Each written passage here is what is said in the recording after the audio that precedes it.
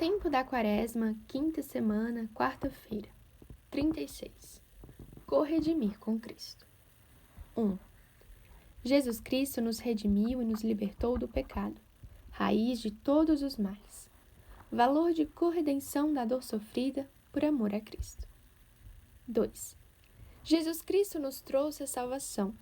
Todos os demais bens devem ordenar-se para a vida eterna. 3. Os méritos que Cristo alcançou na cruz aplicam-se a todos os homens. Necessidade de corresponder. A redenção atualiza-se de modo singular na Santa Missa. Corredentores com Cristo. 1. Ele nos transferiu para o reino do seu Filho muito amado, no qual temos a redenção, a remissão dos pecados. Redimir significa libertar através de um resgate. Redimir um cativo era pagar um resgate por ele, para devolver-lhe a liberdade. Em verdade vos digo, são palavras de Jesus Cristo no Evangelho da missa de hoje, que quem comete pecado é escravo do pecado. Depois do pecado original, todos nós estávamos como que numa cadeia. Éramos escravos do pecado e do demônio, e não podíamos alcançar o céu. Jesus Cristo, perfeito Deus e perfeito homem, nos resgatou com seu sangue derramado na cruz. Satisfez superabundantemente a dívida contraída por Adão ao cometer o pecado original, bem como a de todos os pecados pessoais cometidos e a serem cometidos pelos homens até o fim dos tempos. Ele é o nosso Redentor e a sua obra chama-se redenção e libertação, pois verdadeiramente nos conquistou a liberdade de filhos de Deus. Jesus nos libertou do pecado e assim matou a raiz de todos os males. Dessa forma, tornou possível a libertação integral do homem. Agora, ganham o seu pleno sentido as palavras do salmo que a Igreja reza hoje na liturgia das horas. O Senhor é a minha luz e a minha salvação. A quem temerei? Se levantarem contra mim os exércitos, não temerá meu coração. Se me declararem a guerra, aguardarei serenamente.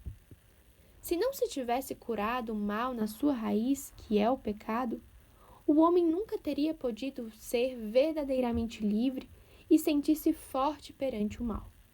O próprio Jesus quis padecer voluntariamente a dor e viver pobre para nos mostrar que o mal físico e a carência de bens materiais não são verdadeiros males. Só existe um mal verdadeiro, que devemos temer e evitar com a graça de Deus: o pecado. Essa é a escravidão mais profunda. A única desgraça para toda a humanidade e para cada homem em concreto. Os outros males que afligem o homem só podem ser vencidos parcialmente nesta vida e totalmente na outra, a partir da libertação do pecado. Mais ainda, os males físicos, a dor, a doença, o cansaço, quando acolhidos por amor de Deus, convertem-se em verdadeiros tesouros para o homem. Esta é a maior revolução realizada por Cristo, e só se pode entendê-la na oração, mediante a luz que a fé nos dá. Eu te vou dizer quais são os tesouros do homem na terra, para que não os desperdices: fome, sede, calor, frio, dor, desonra, pobreza, solidão, traição, calúnia, cárcere, etc. Podemos examinar hoje se realmente consideramos a dor, física ou moral, como um tesouro que nos une a Cristo. Aprendemos a santificá-la ou, pelo contrário, nos queixamos. Sabemos oferecer a Deus com prontidão e serenamente os pequenos sacrifícios a que nos dispomos voluntariamente e os que surgem ao longo do dia? 2. Hoje a liturgia das horas proclama: procurarei, Senhor, o teu rosto. A contemplação de Deus saciará as nossas ânsias de felicidade, e isso acontecerá quando a acordarmos, porque a vida não passa de um sono. Esta é a imagem que São Paulo emprega muitas vezes. O meu reino não é deste mundo, dissera o Senhor. Por isso, quando declarou: "Eu vim para que tenham vida e a tenham em abundância", não se referia a uma vida terrena cômoda e sem dificuldades, mas sim a vida eterna que começa já nesta vida. Ele veio nos libertar principalmente do que nos impede de alcançar a felicidade definitiva, libertar do pecado, o único mal absoluto, e da condenação a que o pecado conduz. Se, portanto, o Filho vos libertar, sereis verdadeiramente livres, nos diz o Senhor no Evangelho de hoje. E poderemos também vencer as outras consequências do pecado, a opressão, as injustiças, as diferenças econômicas gritantes, a inveja, o ódio, ou saberemos sofrê-las por Deus com alegria quando não as pudermos evitar. O preço que Cristo pagou pelo nosso resgate foi a sua própria vida. Nos mostrou, assim, a gravidade do pecado e o valor da salvação eterna, bem como os meios para alcançá-la.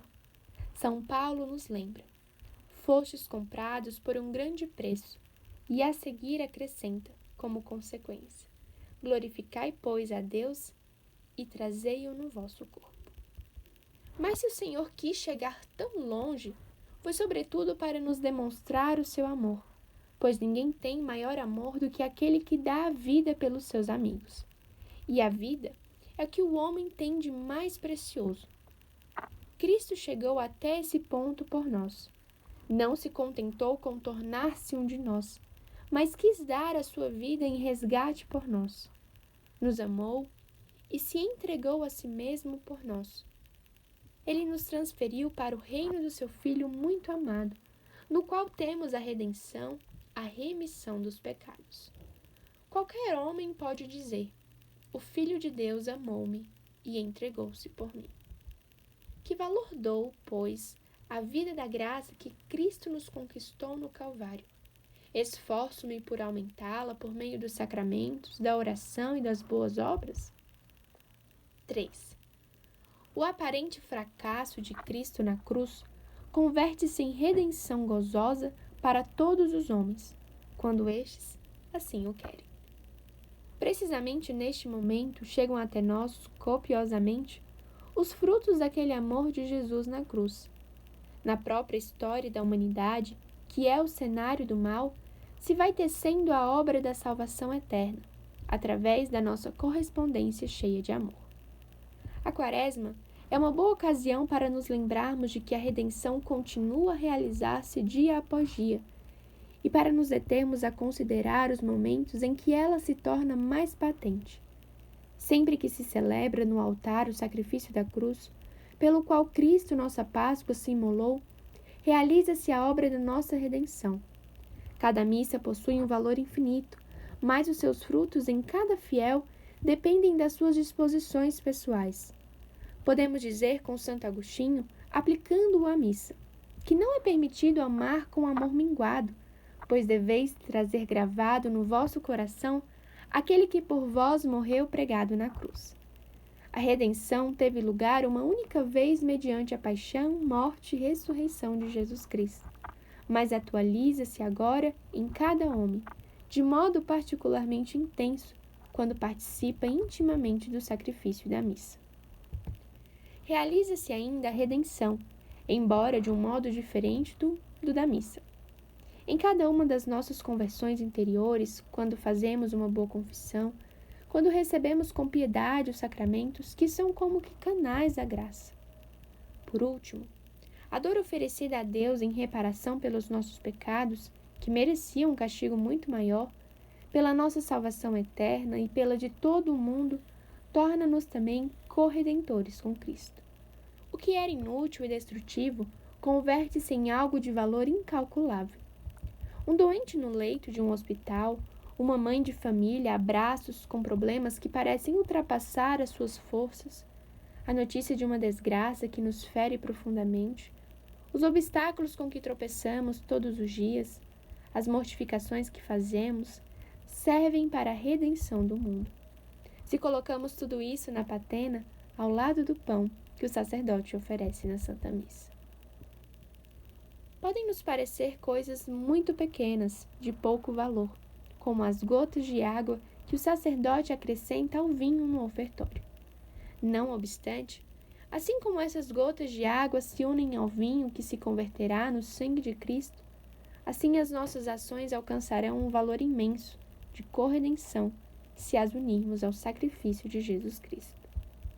Recorrermos à Virgem para que nos ensine a viver a nossa vocação de corredentores com Cristo no meio da nossa vida diária. Que sentiste, Senhora, ao veres assim o teu filho? Perguntamos-lhe na intimidade da nossa oração. Olho para ti e não encontro palavras para falar da tua dor, mas entendo que ao veres o teu filho que necessita dessa tua dor, ao compreenderes que os teus filhos necessitamos dela, aceitas tudo sem vacilar. É um novo faça-se na tua vida, um novo modo de aceitares a corredenção. Obrigado, minha mãe. Dá-me essa atitude decidida de entrega, de esquecimento próprio absoluto, que diante das almas, ao aprender de ti até onde chegam as exigências da corredenção, tudo me pareça pouco. Mas lembra-te de vir ao meu encontro no caminho, porque sozinho não saberei seguir adiante.